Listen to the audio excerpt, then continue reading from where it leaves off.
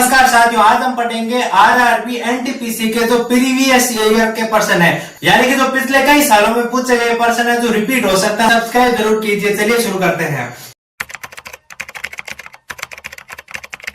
हमारे पास पहला प्रश्न है, ल्यूकेमिया मानव रोग का एक प्रकार है, यानी कि ल्यूकेमिया रोग का नाम है। ये किस प्रकार का रोग है? श्वेत रक्त कोशिकाओं का कैंसर है, या फिर विटामिन की कमी से होने वाला रोग है, या फिर मस्तिष्क का एक कैंसर है, या फिर प्रोटीन की अधिकता के कारण उत्पन्न होता है। तो जो हमारा ल्यूकेमिया होता है वो श्वेत रक्त कोशिकाओं का कैंसर होता है, यानी कि जो हमारी रक्त के अंदर सफेद कोशिकाएं होती है जिससे हमारा रोग प्रतिरोधक क्षमता बढ़ती है, उसके अंदर ये रोग उसके अंदर जो ये कैंसर का रोग होता है ये होता है ल्यूकेमिया। इसके द्वारा जो हमारा अस्थि मंजा होता है उस पर इस रोग के कारण या फिर इस कैंसर के कारण हमारे अस्थि मंजा पर प्रभाव पड़ता है। ये भी पूछा जा सकता है कि ल्यूकेमिया से किस पर प्रभाव पड़ता है, तो अस्थि मंजा पर प्रभाव पड़ता है। तो ल्यूकेमिया से अस्थि मंजा पर ज्यादा प्रभाव पड़ता है। प्रश्न नंबर 2, चींटी के डंक में कौन सा अम्ल होता है? मोस्ट इंपोर्टेंट प्रश्न है, चींटी के डंक में कौन सा अम्ल होता है? कभी चींटी काट ले तो हमें वहां पर जलन महसूस होती है, तो वो किस अम्ल के कारण होती है? देखिए, जो ऑप्शन देखते हैं, एसिटिक अम्ल, मेथेनोइक अम्ल, टार्ट्रिक अम्ल या फिर लैक्टिक अम्ल। देखिए, चींटी के डंक में होता है मेथेनोइक अम्ल। चींटी हमें काटती है तो वहां पर मेथेनोइक अम्ल छोड़ देती है, जिसकी वजह से हमें जलन होती है। इसका सामान्य इलाज होता है, घरों में जो खाना बनाने के लिए बेकिंग सोडा होता है, जिसे मीठा सोडा भी कहते हैं, उसको अगर हम जलन की जगह पर रगड़ते हैं तो ये इससे आराम मिल सकता है। इसका कारण यह होता है कि जो बेकिंग सोडा होता है वो क्षारक होता है और ये अम्ल है, दोनों आपस में मिक्स होंगे तो वहां पर उदासीन हो जाएगा और इसीलिए वहां पर जलन कम हो जाती है। कौन सी अभिक्रिया ऊष्माक्षोषी अभिक्रिया भी होती है? यानी कि इनमें से कौन सी अभिक्रिया ऊष्माक्षोषी भी होती है? देखिए, ऊष्माक्षोषी का मतलब होता है ऊष्मा को अवशोषण करना, यानी कि जो भी ऊष्मा है या ऊर्जा उसको ग्रहण करना, उसको कहते हैं ऊष्माक्षोषी।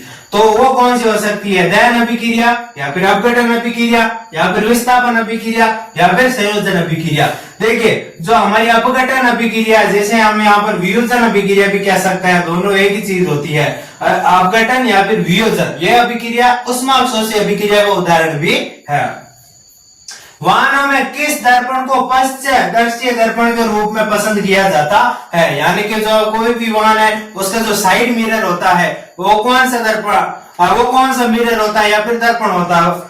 उत्तल होगा या फिर समतल होगा या अवतल होगा या फिर अवतल उत्तल, यानी कि उत्तल और अवतल दोनों मिक्स में होगा, तो वो होता है हमारे पास उत्तल लेंस। यानी कि जो हमारा वाहन है उसके जो साइड में दर्पण लगा हुआ है वो उत्तल दर्पण होता है। देखिए, उत्तल दर्पण क्या करता है कि हमारे वाहन के पीछे जो भी वाहन चल रहे होंगे, जो भी वस्तु है उसको छोटा करके दिखाता है, जिसकी वजह से पूरा एरिया कवर हो जाता है, इसीलिए वहां पर अवतल दर्पण का उपयोग किया जाता है।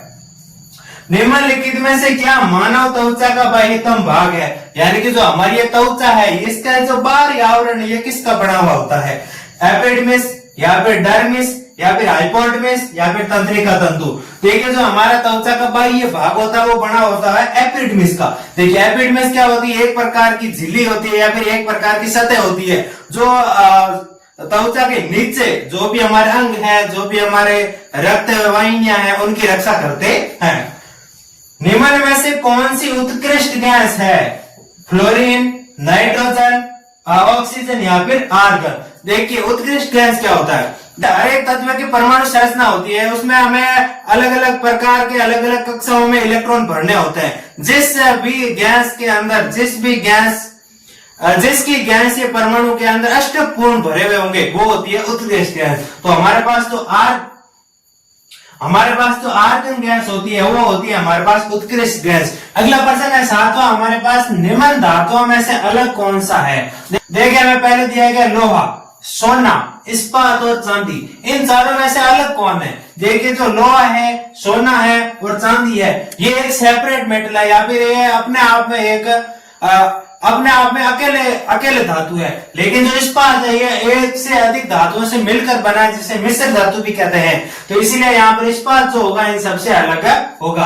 अगला प्रश्न नंबर 8, कौन सा हार्मोन रक्त में शर्करा की मात्रा नियंत्रित करता है, यानी कि हमारे खून में शुगर की मात्रा का नियंत्रण कौन सा हार्मोन करता है? टेस्टोस्टेरोन, इंसुलिन, थायराइड या फिर एड्रेनलिन। जो हमारा इंसुलिन जो हार्मोन होता है वो हमारे रक्त में खून में शर्करा की मात्रा का नियंत्रण करता है, और इसकी कमी से होगा मधुमेह रोग। इसकी कमी से मधुमेह रोग होगा, जिसे शुगर भी कहते हैं। उस उपकरण का क्या नाम है जो जल में अल्ट्रासोनिक तरंगे भेजता है? जो जहाज होते हैं, जो जलीय जहाज, उसके अंदर ये सिस्टम लगा हुआ होता है, उसका क्या नाम है? जो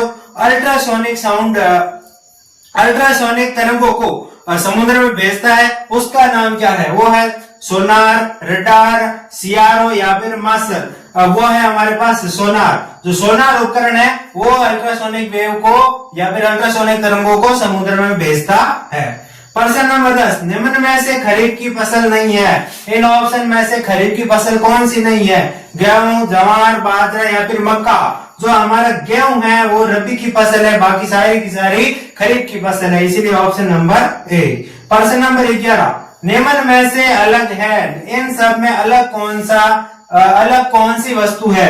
नाइट्रोजन, आयरन, ऑक्सीजन या फिर क्लोरीन। हमें ध्यान से देखने पर पता चलता है कि नाइट्रोजन, ऑक्सीजन और क्लोरीन तीनों तो गैस है, लेकिन आयरन जो कि एक मेटल धातु है, तो इसीलिए यहाँ पर आयरन जो होगा इनसे अलग होगा। कोशिका की आत्मघाती थैली किसे कहते हैं? कोशिका की आत्मघाती थैली किसे कहते हैं? गोल्जी उपकरण, माइटोकॉन्ड्रिया, कोशिका भित्ति या फिर लाइसोसोम। जो हमारे पास ये जो लाइसोसोम है, इसको कोशिका की आत्मघाती थैली कहते हैं। देखिए लाइसोसोम का काम क्या होता है? जो कोशिका होती है उसके अंदर जो अवशिष्ट पदार्थ होते हैं उनको पाचित करना या फिर इसको पचाना। इसके अंदर एसिड भरा हुआ होता है। अब होता यह है कि कभी कभार जो ये हमारा लाइसोसोम है, ये कभी इसकी झिल्ली फट जाती है और फटने की वजह से पूरी कोशिका को पाचित कर देती है, इसलिए इसको हम यहाँ पर आत्मघाती थैली कहते हैं, यानी कि ये पूरी की पूरी कोशिका को खत्म कर सकता है। अगला प्रश्न नंबर 13, किस विटामिन की कमी से आंखों की रोशनी कम होती है? Vitamin A, vitamin B, vitamin C या फिर विटामिन डी या फिर विटामिन डी। विटामिन ए की कमी से जो होती है आंखों की रोशनी जो होती है कम हो जाती है, फिर रतौंधी रोग होता है। सोडा जल में कौन सी गैस भरी जाती है? सोडा जल में कौन सी गैस भरी जाती है? हाइड्रोजन, नाइट्रोजन, कार्बन डाइऑक्साइड या फिर फ्लोरीन। जब भी हम सोडे की बोतल खोलते हैं तो वो सोडा बाहर आता है, तो वो गैस के कारण आता है, तो वो गैस है हमारे पास कार्बन डाइऑक्साइड। देखिए जब भी सोडे को बोतल में भरा जाता है तो उसके साथ कार्बन डाइऑक्साइड गैस को भरा जाता है, जिसके कारण सोडे की बोतल खोलने पर वो बाहर आ जाता है। कौन सा ग्रह घड़ी की दिशा में घूमता है? बुध, पृथ्वी, शुक्र या फिर बृहस्पति। जो शुक्र ग्रह है वो हमारा शुक्र ग्रह है, वो घड़ी की दिशा में घूमता है। कौन सा पादप हार्मोन वर्दी का संदमन करता है? साइटोकाइनिन, जिबेरेलिन या फिर एथिलीन या फिर एब्सिलिक अम्ल। जो हमारे जिबेरेलिन एक पादप हार्मोन है जो पादप के अंदर वर्दी का संदमन करता है, यानी कि वर्दी को रोकने का काम करता है। प्रश्न नंबर 17, इलेक्ट्रॉन पर किस प्रकार का आयन होता है? इलेक्ट्रॉन पर किस प्रकार का आयन होता है? धनायन, ऋणायन, उदासीन या फिर कोई नहीं। जो हमारा इलेक्ट्रॉन होता है उस पर ऋणायन होता है, यानी कि उस पर माइनस चिन्ह अंकित होता है। दूध में कौन सा विटामिन नहीं होता है? Vitamin A, vitamin B, vitamin C या फिर विटामिन डी। जो हमारा विटामिन सी है वो दूध के अंदर नहीं पाया जाता है। प्रश्न नंबर 19, रक्त में हीमोग्लोबिन में कौन सा तत्व पाया जाता है? या फिर हम ये कह सकते हैं कि रक्त के अंदर जो हीमोग्लोबिन होता है उसकी मात्रा बढ़ाने के लिए कौन सा तत्व काम में आता है? कार्बन, आयरन, सोना या फिर चांदी। जो आयरन होता है जिसे लोहा भी कहते हैं, वो हमारे रक्त में हीमोग्लोबिन को बढ़ाने का काम करता है। अगला प्रश्न नंबर 20 और लास्ट प्रश्न, खसरा रोग किसके कारण फैलता है? खसरा रोग किसके कारण फैलता है? जीवाणु, विषाणु, प्रोटोजोआ या फिर कवक।